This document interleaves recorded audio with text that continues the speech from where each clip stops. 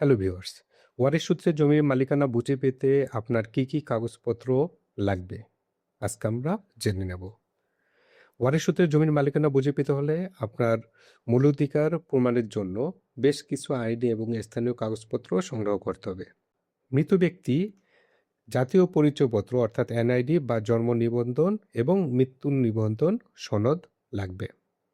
ওয়ারিশান সনদ স্থানীয় city corporation, পৌরসভা কার্যালয় বা ইউনিয়ন পরিষদের চেয়ারম্যানের কাছ থেকে সংগৃহীত ওয়ারিশ সনদ লাগবে। উত্তরাধিকার সনদ মৃত ব্যক্তির ব্যাংক অ্যাকাউন্ট, শেয়ার বা অন্যান্য অস্থাবর সম্পত্তি উত্তোলনের জন্য স্থানীয় ইউনিয়ন পরিষদ, সিটি কর্পোরেশন বা পৌরসভার কার্যালয় থেকে এই সনদ সংগ্রহ করতে হবে। সম্পত্তির দলিল মৃত ব্যক্তির নামে থাকা মূল মালিকানার দলিল, যেমন সাবকবলা, হেবা, বাটোয়ারা দলিল অথবা এর সার্টিফাইড কপি। হালনাগাদ খতিয়ান মৃত ব্যক্তির নামে থাকা সর্বশেষ খতিয়ান, যেমন বিএস, আরএস বা সিটি জরিপের কপি। খারিজ বা নামজারি অর্থাৎ মিউটেশন মৃত ব্যক্তি যদি সম্পত্তিটি নামজারি করে গিয়ে থাকেন তবে তার পর্চা বা নামজারি কপি লাগবে।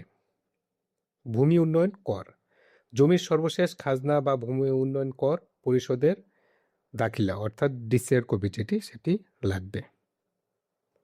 বন্টননামা যদি প্রযোজ্য হয়, ওয়ারিশরা নিজেদের মধ্যে জমি ভাগ করে নিলে তার বন্টননামা বা আপোসনামা দলিল লাগবে। ভিউয়ার্স, মুসলিম বা অন্যান্য ধর্মীয় উত্তরাধিকার আইন অনুযায়ী ওয়ারিশদের অংশ সুনির্দিষ্ট থাকে।